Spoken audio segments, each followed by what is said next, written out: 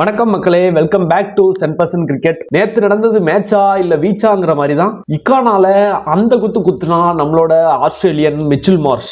LSG already playoff ரேஸ்ல இருந்து out தான், இது எல்லாத்துக்குமே தெரியும். ஆனா மக்களே, நல்லா ஸ்பாயில் ஸ்போர்ட் நேத்து ஆடினா அதுக்கு பாராட்டியே ஆகணும். அதனோட விளைவு என்ன அப்படின்னா, crushing CSK by 7 wickets with 20 balls to spare.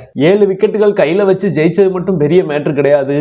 20 பாலும் ரிமைனிங் வச்சது எந்த அளவுக்கான டிஸ்ட்ரக்டிவ் சேஸாக நேத்து இருந்ததுங்கிறத வெளிப்படையா காட்டுச்சு. சென்னை சூப்பர் கிங்ஸை பொறுத்த வரைக்கும் இந்த லாஸ் நார்மல் லாஸ் கிடையாது. பிசினஸ் எண்ட் ஆஃப் த டோர்னமெண்ட்ல இருக்கிறோம். அந்த டாப் 4 குவாலிஃபிகேஷனுக்கு இந்த லாஸ் எந்த அளவுக்கு பெரிய ஒரு பிக் ப்ளோவா இருக்க போகுதுங்கிறத வரும் நாட்கள்ல தான் நம்ம பார்க்க முடியும். போதாத குறைக்கு நெட் ரன் ரேட்லயும் ஒரு பெரிய டிப், பாயிண்ட்ஸ் டேபிள்லயும் சின்ன மெஸ்ஸை பார்த்தோம். சோ இந்த வீடியோல எல்எஸ்சி வெர்சஸ் சிஎஸ்கே மேட்சோட போஸ்ட் மேட்ச் ரிவ்யூ தான் பார்க்க போறோம். என்னோட ஒப்பீனியனையும் இதோட நான் சேர்த்து உங்களுக்கு கொடுக்க போறேன். ஈவினிங் என் ஃப்ரெண்டோடையும் இந்த மேட்ச் பத்தி நான் பேசி ஒரு நல்ல எஸ்டாப்லிஷ்ட் வீடியோ கொடுக்கலாம்னு இருக்கேன். சோ நீங்க அதை பார்க்கணும்னு நினைச்சீங்கன்னா மறக்காம சேனலை சப்ஸ்கிரைப் பண்ணி சப்போர்ட் பண்ணுங்க. சரி வாங்க வீடியோக்குள்ள போயிடலாம். எல்எஸ்சி டாஸை வின் பண்ணி பவுலிங் பண்றதா தேர்வு பண்றாங்க.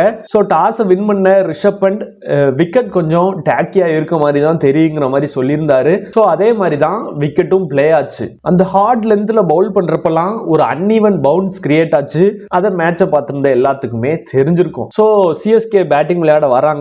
டாப் ஆர்டர் நல்லா பெர்ஃபார்ம் பண்ணுவாங்கன்னு மேட்சை பார்க்க உட்கார்ந்தா left arm quick from LSC Akash Singh CSK ஓட டாப் ஆர்டரையே கொலாப்ஸ் பண்ணிட்டாரு. எடுத்த விக்கெட்ஸ் எல்லாமே நல்லா செட் பண்ணி எடுத்தாரு. செஸ்ட் அண்ட் சின் ஹைட்டுக்கெல்லாம் பவுன்ஸ் வேற லெவல்ல எக்ஸ்ட்ராக்ட் பண்ணான். 4 overs பவுல் பண்ணி 26 ரன்ஸ் மட்டும் கொடுத்து 3 விக்கெட்ஸையும் எடுத்திருந்தாரு. எடுத்த 3 விக்கெட்ஸுமே தரமான wickets. Captain Ruthu, Sanju and Urvil Patel top 3 பேட்ஸ்மேன்ஸையே டெமாலிஷ் பண்ணிட்டாரு. சோ இதனோட விளைவு சிஎஸ்கே 7வது 8வது ஓவர்ஸ் இருக்கிறப்ப 3 விக்கெட்டுகள் இழந்து 52 ரன்கள் மட்டும்தான் அடிச்சிருந்தாங்க.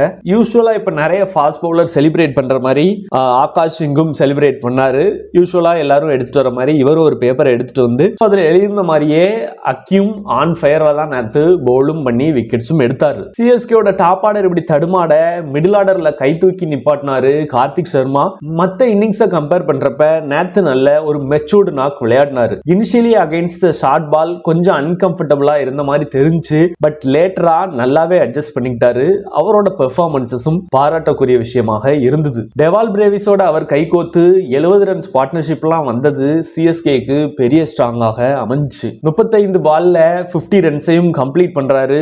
அதுவும் ஷமிய 6 அடிச்சு அந்த 50ய கம்ப்ளீட் பண்ணிருப்பாரு. சோ அவரோட இன்னிங்ஸ் 71 ரன்கள்ல கம்ப்ளீட் ஆகுது. பிரேவிஸும் 16 பால்கள்ல 25 ரன்கள் அடிக்கிறாரு. என்னதான் டாப் ஆர்டர் ஃபெயில் ஆயிருந்தாலும் மிடில் ஆர்டர் நல்ல ஒரு பிளாட்ஃபார்மை போட்டாங்க. சோ இப்ப சிவம் துபே கையில தான் இருக்கு. ஃபைனல் ஓவரை பவுல் பண்ண பிரின்ஸ் யாதவ் 23 ரன்கள் 20th ஓவர்ல கன்சீட் பண்றாரு. சிவம் துபேவோட அந்த 16 பால்கள் 32 ரன்கள் சிஎஸ்கேக்கு ரொம்பவே உதவியா இருந்துச்சு. அதனோட விளைவு சிஎஸ்கே 20 ஓவர் முடிவுல 187 ரன்கள் அடிக்கிறாங்க. இக்கனாவை பொறுத்த வரைக்கும் இது ஒரு நல்ல ஸ்கோர் தான். அடுத்தது செகண்ட் இன்னிங்ஸ் ஆரம்பிக்குது. தி சேஸ். சேப்பாக் நடந்த எல்எஸ்சி மேட்ச்ல ஜோஸ் இங்கிலீஷ் நல்ல பெர்ஃபார்ம் பண்ணியிருந்திருப்பாரு.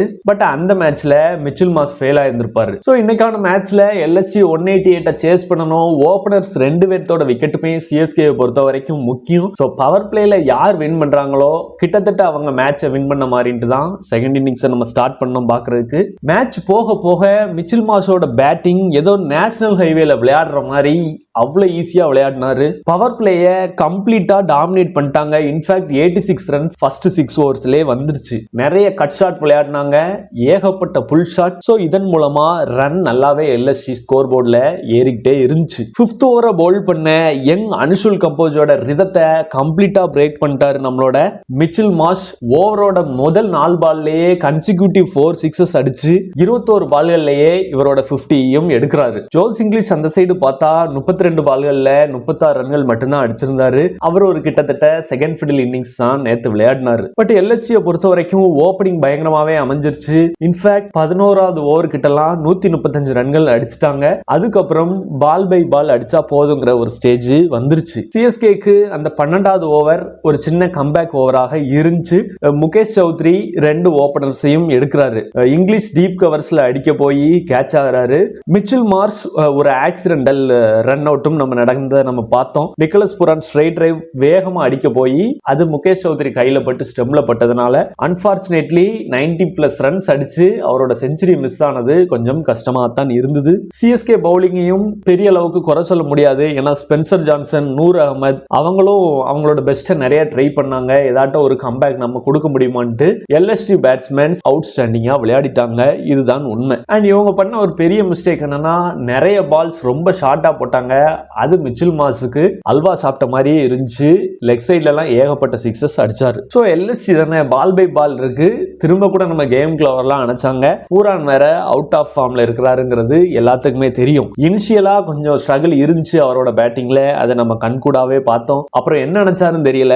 17வது ஓவர்லயே இந்த மேட்ச் முடிச்சுட்டு வீட்டுக்கு போனோம்னு பிளான் பண்ணிட்டாரு. கம்போஜ திரும்பவும் 4 கன்செக்யூட்டிவ் சிக்ஸஸ் அடிச்சு எல்எஸ்சிக்கும் அந்த மேட்சை முடிச்சு கொடுக்கிறாரு. 16.4 ஓவர்கள்லயே எல்எஸ்சி 188 ரன்கள் அடிக்கிறாங்க.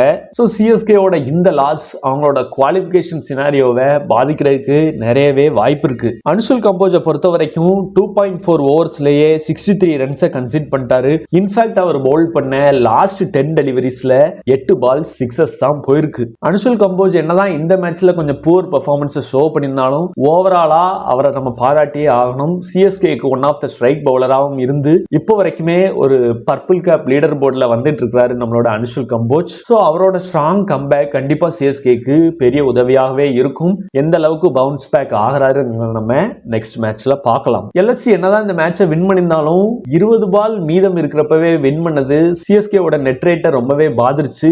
இதன் விளைவு சிஎஸ்கே 6th பிளேஸ்க்கு போயிட்டாங்க. அவங்களுக்கு வரக்கூடிய அடுத்த 2 போட்டிகள் பார்த்துக்கிட்டீங்கன்னா எஸ்ஆர்ஹெச்சோட ஒரு ஹோம் கேமும் ஜிடியோட ஒரு அவை கேமும் இருக்கு.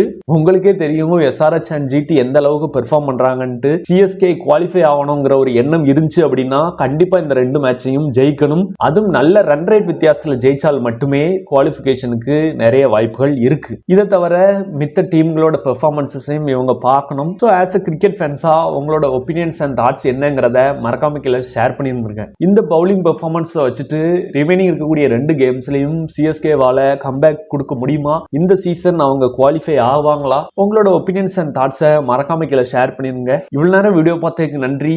தேங்க்ஸ் ஃபார் வாட்சிங். இன்னொரு வீடியோவில் சந்திப்போம். நன்றி, வணக்கம், பை.